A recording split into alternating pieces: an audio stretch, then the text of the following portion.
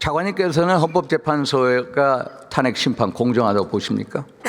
그 부분은 제가 이 자리에서 저는 대단히 말씀드릴 불공정하다고 당연히 봅니다. 있습니다. 헌법재판소법 51조 동일한 사건을 가지고 형사재판과 탄핵 심판이 동시에 진행될 때 탄핵 심판을 정지할 수 있다. 그러나 정지하지는 않고 계속해서 과속 페달을 밟고 졸속 심리로 치닫고 있죠. 이게 대한민국 헌법재판소입니다.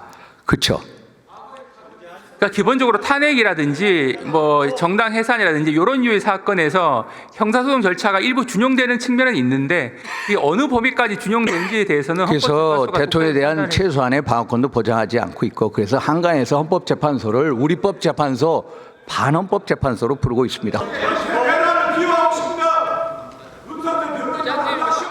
이 세상을 오직 왼쪽 눈으로만 보는 사람들은 지난 주말 광화문 광장 그리고 동대구형 광장에 모인 사람들을 구구라고 폄훼합니다. 그 사람들의 충정을 폄훼하지 마십시오. 사사로운 감정이 대한민국의 법치주의를 가로막아서는 안 됩니다. 대한민국의 탄핵 심판은 헌법과 법률에 의해서 공정하게 이루어져야. 헌법재판소 비판에는 국민의힘 개별 의원뿐 아니라 지도부까지 가세한 상황입니다.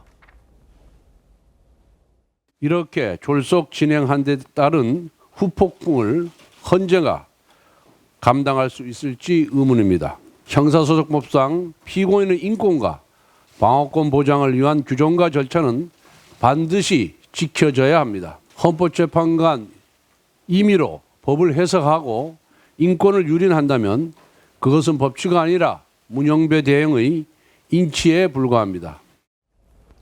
법치가 아니라 문영배 대행의 인치다. 대통령의 방어권이 지켜지지 않고 있다는 건데요. 연정 의원님. 네. 대통령 측이 어제 한덕수 총리를 추가 증인으로 채택해달라 이렇게 요청했는데 그걸 받아들이지 않았습니다. 그리고 지금까지 증인을 모두 34명을 신청했는데 헌법재판소는 단 8명만 받아줬다는 거예요.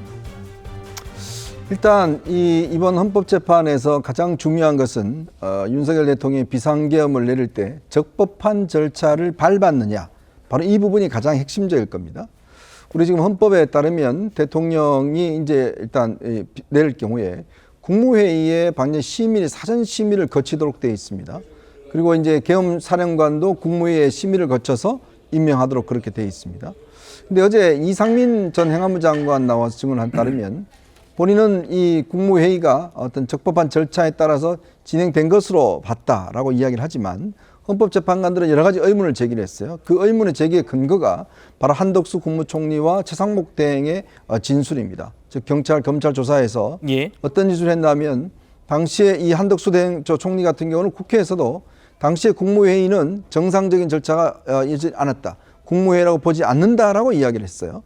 자, 그러면 현재 입장에서는 가장 핵심적인, 즉 이 비상계엄이 정상적으로 이루어졌냐 여부에 대해서 일단 확인을 해봐야 될 거 아니겠습니까? 물론 뭐 다른 어떤 증거로서 확인할 수 있겠습니다만은 가장 핵심, 즉 이 한덕수 총리가 사실은 이 제청할 권한이 있습니다. 비상계엄에 대해서 국방부 장관의 어떤 건의를 받아서 한덕수 총리가 대통령에게 비상계엄을 건의할 수 있는 그런 권한이 있어요. 그 부서권이라는 게 거기가 있죠. 그렇죠. 그러면 그걸 행사했는지 여부를, 이런 것들이 사실은 핵심적인 쟁점들이 지금 어제의 헌법재판소에서 나왔지 않습니까?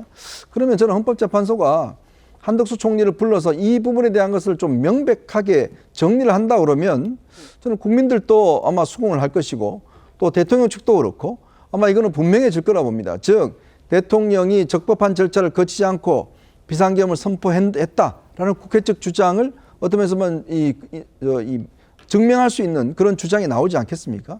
그런 부분에 있어서 저는 한덕수 총리의 진술이 필요하고 또 특히 당시에 윤석열 대통령이 비상계엄을 하기 전에 한덕수 총리를 가장 먼저 부른 걸로 알고 있습니다. 그렇다면 당시에 왜 불렀고 무슨 이야기를 했는지 이것도 저는 중요한 어떤 증언의 거리라고 보거든요. 근데 이게 지금 헌법재판소가 이걸 채택하지 않는 것은 글쎄요, 제 상식적으로는 좀 이해하기 힘든 상황입니다. 예.